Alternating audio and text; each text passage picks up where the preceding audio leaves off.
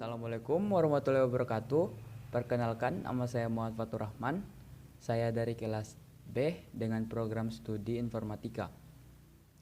Pada video ini saya akan menjawab pertanyaan-pertanyaan yang telah Pak dosen berikan sebagai tugas kami, di mana saya akan menjawab pertanyaan nomor 1 dan 2, dan kemudian akan diteruskan oleh teman saya. Oke, tanpa berlama-lama lagi, mari masuk ke penjelasannya. Di pertanyaan pertama yaitu menerangkan tentang jalannya beberapa program yang ada, yaitu program C, C++, dan Java. Oke, pertama program C. Pertama-tama yaitu melakukan pemanggilan library dengan fungsinya yaitu include stdio.h. Kemudian melakukan memanggil bagian utama program yaitu main void, di mana tanpa adanya main void ini program di bawahnya ini tidak akan berjalan. Kemudian kita melakukan deklarasi yaitu deklarasi variabel, di mana ada 3 variabel yang digunakan yaitu variabel A, hasil, A, B, dan hasil, di mana ketiga variabelnya ini bertipe data integer. Kemudian memasukkan nilai untuk variabel A sama dengan 5 dan B sama dengan 2.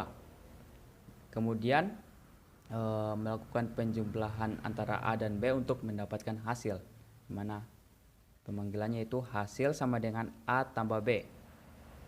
Lalu kita akan lakukan output agar hasil ini, variabel hasil ini dapat ditampilkan pada layar, yaitu dengan cara print f buka kurung ini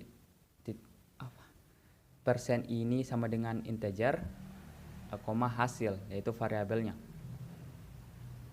Kemudian pada bahasa pemrograman C++ itu hampir sama dengan pemrograman C, cuman bedanya di program C++ ini merupakan lanjutan dari program C, di mana awalnya itu melakukan pemanggilan library include iostream.h, yang membedakannya dengan ini stdio.h.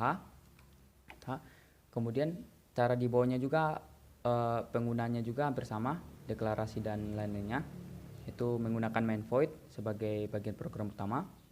Pemanggilan deklarasi variabelnya A, B hasil dengan tipe data integer ketiganya, masukkan nilai A sama dengan 5, B sama dengan 2, kemudian melakukan penjumlahan antara A dan B agar menampilkan hasil.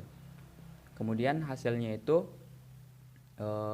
outputnya agar tampil di layar yaitu dengan menggunakan cout hasil. Kemudian pada bahasa pemrograman Java, pemanggilan library-nya menggunakan public cast penjumlahan dengan bagian program utama public static voice main string arch. Lalu deklarasikan variabelnya yaitu variabel A, B, dan hasil dengan tipe data integer. Lalu masukkan nilai A sama dengan 5 dan B sama dengan 2. Kemudian lakukan penjumlahan antara A dan B agar menampilkan hasil. Kemudian hasilnya ini akan dijadikan output dengan menggunakan sistem .out println hasil agar variabel hasil ini dapat muncul pada layar. Oke, kemudian pertanyaan keduanya yaitu apa itu variabel? Variabel adalah suatu simbol atau lambang yang merupakan pengenal atau mempunyai nilai variabel adalah suatu simbol atau lambang yang merupakan pengenal dan mempunyai nilai. Kemudian contohnya ya di sini adalah A, B. A ini variabel A, B ini variabel B, hasil ini adalah variabel juga.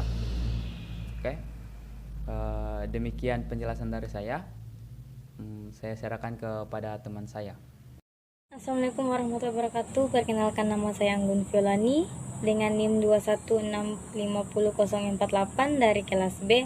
Di sini saya akan melanjutkan materi teman saya nomor 3 dan 4.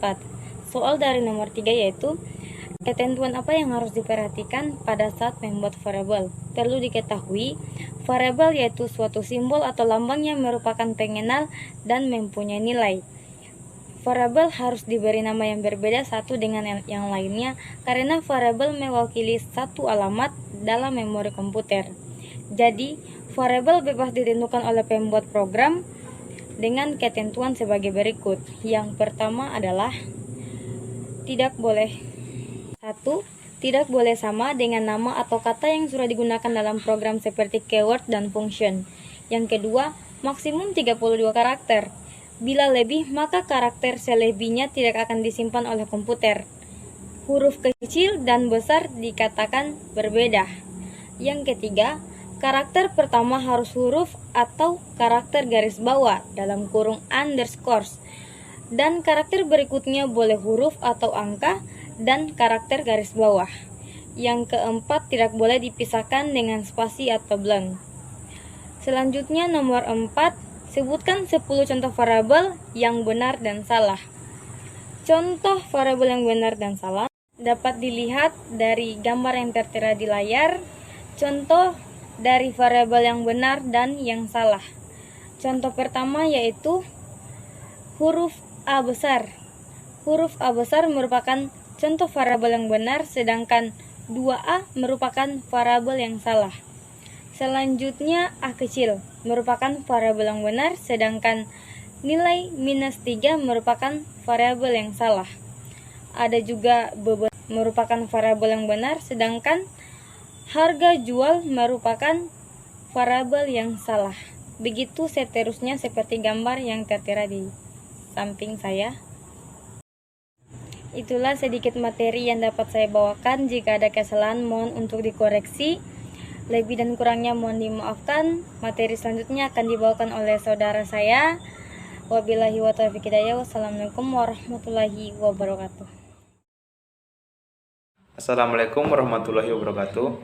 Perkenalkan, nama saya Rahul Hadi Prayitno, kelas B, Prodi Teknik Informatika. Di sini saya akan melanjutkan materi yang dibawakan saudara Anggun. Pertanyaan yang kelima, apakah yang dimaksud dengan konstanta dan sebutkan contohnya? Konstanta adalah variabel yang dideklarasikan dalam program yang memiliki nilai tetap. Selanjutnya pertanyaan keenam, jelaskan tipe data standar dalam bahasa C atau C++. Tipe data standar merupakan tipe data yang tersedia pada library bahasa pemrograman. Tipe data standar dalam bahasa C yang pertama adalah karakter. Tipe chart merupakan himpunan karakter. Himpunan karakter yang didefinisikan oleh ISO, International Standard Organization. Yang paling banyak digunakan adalah karakter American Standard Code for Information Interchange. Bentuk penulisannya ada pada gambar. Selanjutnya, tipe data integer. Tipe data integer merupakan bilangan bulat. Semua operasi pada data bertipe integer pasti berkaitan dengan hukum dasar operasi aritmatika dan hasil komputasinya akan diinterupsi jika berada di luar jangkauan nilai yang ditentukan. Bentuk penulisan dan jangkauan numeriknya ada pada gambar. Selanjutnya yang ketiga, floating point single precision. Tipe floating merupakan bilangan pecahan. Semua operasi pada data bertipe floating pasti berkaitan dengan hukum dasar operasi aritmatika dan hasil komputasinya akan diinterupsi jika berada di luar jangkauan nilai yang ditentukan. Bentuk penulisan dan jangkauan numeriknya ada pada gambar. Dan yang terakhir adalah floating point double precision. Tipe data floating merupakan bilangan pecahan double. Semua operasi pada data yang bertipe floating double pasti berkaitan dengan hukum dasar operasi aritmatika dan hasil komputasinya akan diinterupsi jika berada di luar jangkauan nilai yang ditentukan. Bentuk penulisan dan jangkauan numeriknya ada pada gambar.